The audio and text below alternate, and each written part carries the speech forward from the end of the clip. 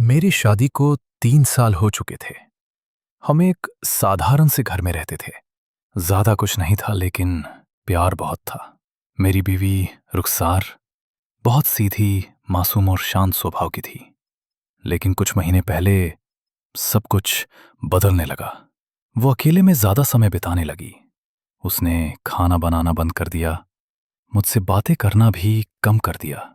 वो बस अपने कमरे में बैठकर हेडफोन लगाकर कुछ सुनती रहती थी, घंटों तक। शुरुआत में मैंने सोचा शायद थक गई होगी या मानसिक तनाव में होगी। लेकिन फिर एक रात मैंने सुना उसके कमरे से अजीब सी धुनें आ रही थी। न वो हिंदी थी, न कोई भाषा जिसे मैं पहचान सकूं। जैसे किसी और दुनिया की आवाज हो। मैंने दरवाजा खटखटाया, कोई जवाब नहीं आया।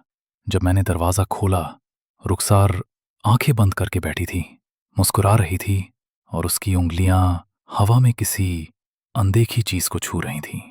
उसके चेहरे पर एक अजीब सुकून था, लेकिन वो उसकी यूजुअल मुस्कान नहीं थी। मैंने धीरे से उसके हेडफोन उतारे और कुछ सुना।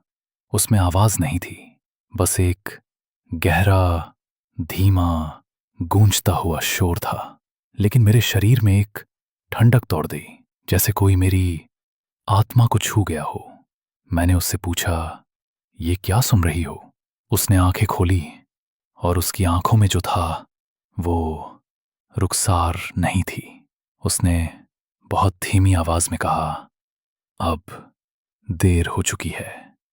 उस रात के बाद रुखसार पूरी तरह बदल गई। उसकी हंसी अब गूंजती थी, जैसे खाली कमरे में कोई और भी हंस रहा हो। वो आईने के सामने घंटों खड़ी रहती, खुद को देखती रहती, मुस्कुराती रहती। एक दिन मैंने देखा वो अंधेरे कमरे में बैठकर एक गाना बार बार चला रही थी, लेकिन हेडफोन नहीं था, स्पीकर भी नहीं। फिर वो धुन मेरे कानों में भी बजने लगी, बिना किसी डिवाइस के। मुझे समझ नहीं आया ये हो क्या रहा है। मैं एक मौलवी साहब के पास गया, उन्हें सब कुछ बताया। उन्होंने सिर्फ इतना कहा, उस गाने से किसी चीज को बुलाया गया है जो अब उसी के अंदर है। मैं डर गया।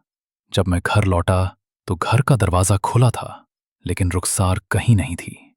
कमरे में कुछ टूटा हुआ पड़ा था, दीवारों पर नाखूनों के निशान थे और रुखसार का